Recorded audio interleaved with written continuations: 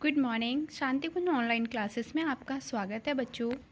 आज हम पढ़ेंगे दैनिक उपयोग की सामग्री, यानी जो भी हम डेली यूज़ के लिए चीज़ें इस्तेमाल करते हैं उनके बारे में।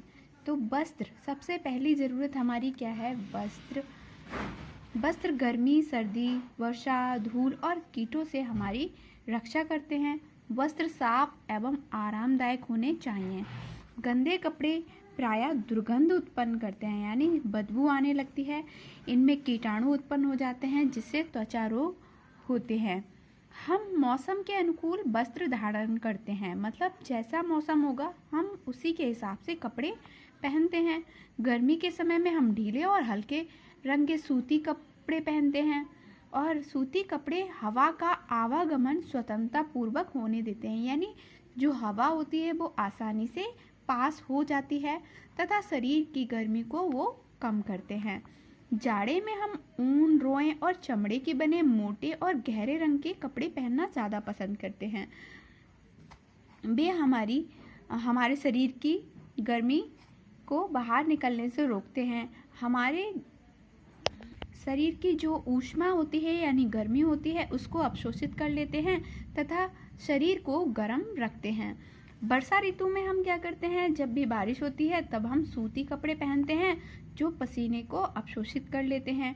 जब हम वर्षा में बाहर जाते हैं तब हम अपने आप को सूखा रखने के लिए छाता, बरसाती या कीचड़ से बचने वाले लंबे जूतों का भी प्रयोग करते हैं। तो इस तरह से हम मौसम के अनुकूल अपने कपड़े पहनते हैं। कपड़े एवं रेशे। कपड़ा यानी जिसे हम फैब्रिक बोलते हैं, ये पदार्थ है जो प्राकृतिक और कृत्रिम रेशे से बना होता है, जिसका उपयोग वस्त्र, पोशाक या गद्दा आदि बनाने में किया जाता है। चूँकि रेशा या तंतु इतना महीन एवं छोटा होता है कि इससे सीधे कपड़े का निर्माण नहीं किया जा सकता, अतः रेशे से पहले धागा या सूत बनाया जाता है।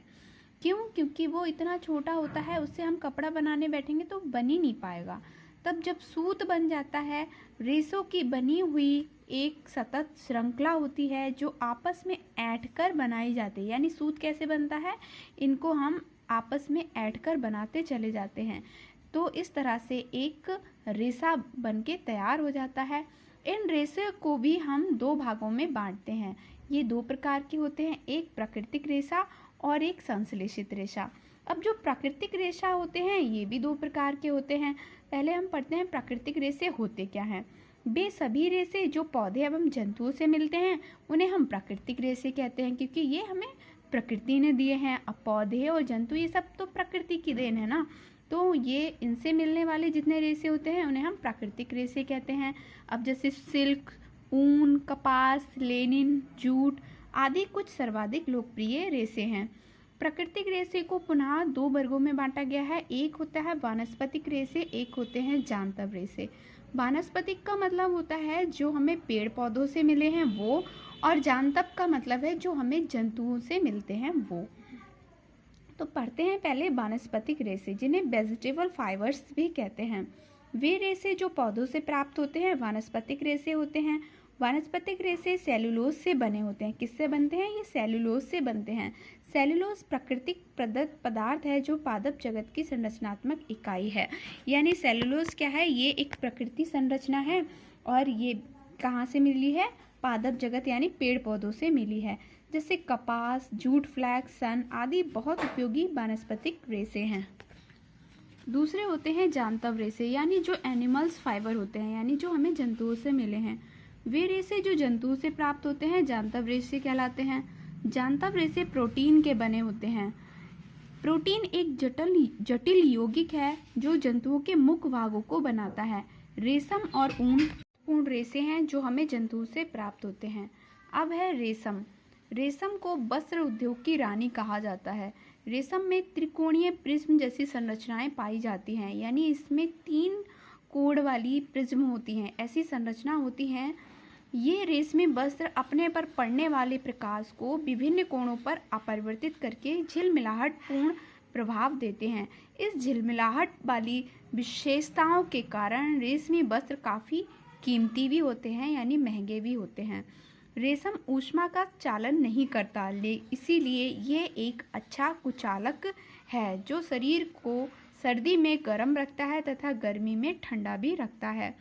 रेशम के रेशे रेशमी कीट से प्राप्त होते हैं और ये रेशमी कीट एक झिल्ली जिसे कैटरपिलर कहते हैं, जो रेशमी कीड़ा या पतंगों द्वारा अंडों से प्रस्फुटित होता है। यहाँ पर एक चित्र दिया गया है जिसमें रेशमी पतंगा के जीवन चक्र को दर्शाया गया है। आइए इसको समझते हैं। तो बच्चों, इसमें क्या होता है कि एक जब कोकोन होता है, कोकोन शेल जब ओपन होता है, जब वो कट जाता है तो इस तरह से एक प्यूपा निकलता है और 10-12 दिन बाद उसमें से एक कोकोन निकल आता है। फिर जब वो कोकोन मैटिंग करते हैं उसके बाद में एग वो दे देता है। अब ये एग 10-12 दिन बाद कैसा हो जाता है, ये कुछ इस तरह से निकलने लगता है, हैचिंग कंडीशन में आता है और फिर ये हैचिंग 3 से 4 दिन बाद ऐसे बनकर इस तरह से कीड़ा बन जाता है। अब ये बनता है मोल्ट और 2 से 3 दिन बाद ये कुछ इस तरह से दिखाई देने लगता है। फिर 3-4 दिन बाद ये इतना बड़ा हो जाता है। फिर चौथे दिन ये थोड़ा सा और बड़ा, फिर उसके बाद में वो राइप हो जाता है, राइप सिल्कवॉर्म, फिर स्पाइनिंग सिल्क फिलामेंट और उसके बाद में फिर से कोकून, और इस तरह से ये जीवन चक्र चलता रहता है। अब बच्चों आते हैं एक्सरसाइज पर और इसका पहला प्रश्न है, हम विभिन्न ऋतुओं में किस प्रकार के वस्त्र पहनना पसंद करते हैं और क्यों। तो इसका आंसर आपको लिखना है। इसका आंसर आप यहाँ से लिखोगे, हम मौसम के अनुकूल वस्त्र धारण करते हैं ऐसे लिखे जो पसीने को अवशोषित कर लेता है। दूसरा प्रश्न है, आप प्राकृतिक रेशे को कैसे वर्गीकृत कर सकते हैं, प्रत्येक के कम से कम 2 उदाहरण दीजिए।